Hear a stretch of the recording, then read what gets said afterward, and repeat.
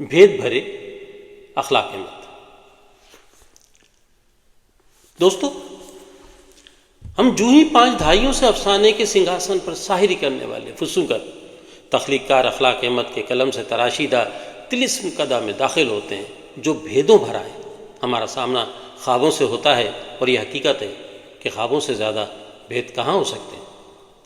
اخلاق احمد صاحب کے افسانوں کا مجموعہ جانے پہچانے جب شائع ہوا تو ہم نے یہ جانا کہ ان کی کہانیوں کے کردار اور واقعات اور وہ دنیا جو ان کے کرداروں کے ارد گرد پھیلی ہوئی ہے وہ جانی پہچانی ہے، اور یہ بات کچھ غلط بھی نہ تھی۔ مگر اس بار انہوں نے قاری کو بتایا کہ تم میری تخلیقی دنیا کو اتنی آسانی سے سمجھ میں آنے والی دنیا مت سمجھو۔ یہاں ہر کردار کئی پرتیں لیے ہوئے، ان واقعات کی تہہ میں کچھ اور بھی پوشیدہ ہے جو آسانی سے ظاہر نہیں ہوتا۔ کہانی میں اترے بغیر انہیں سمجھنا بہت مشکل ہے۔ کردار اپنی بنت میں، واقعات اپنے بیانیے میں، اور ان سے جڑے ہوئے سارے قصے اپنی کرافٹنگ میں بھید بھرے ہیں۔ ان کہانیوں میں جو رشتوں اور تعلقات کا جال پھیلا ہوا ہے وہ بھید بھرا ہے۔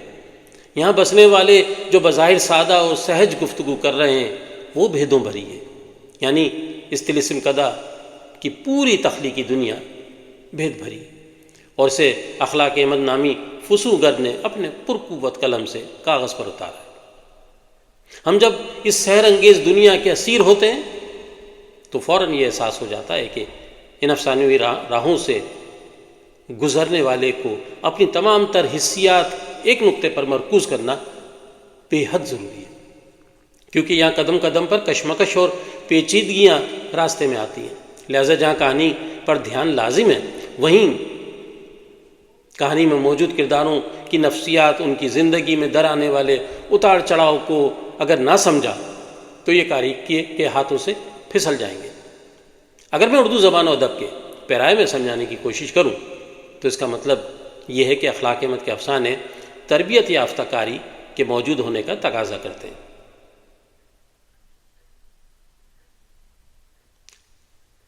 ان کے افسانوں کی یہی بنیادی شرط ہے۔ اخلاق احمد کے بیشتر افسانے کرداری افسانے ہیں۔ ایسا بہت واضح طور پر دکھائی دیتا ہے کہ وہ اپنے کرداروں کی تشکیل اور بنت پر بہت محنت کرتے ہیں۔ ان کے کردار اپنی تمام تر انفرادیت کے باوجود اکیلے نہیں ہوتے، بلکہ وہ بھرے پورے اس سماج کا حصہ بن جاتے ہیں جو ان کرداروں کے چاروں طرف پھیلا ہوا ہے۔ وہ اپنے کردار کے گرد پوری دنیا تخلیق کرتے ہوئے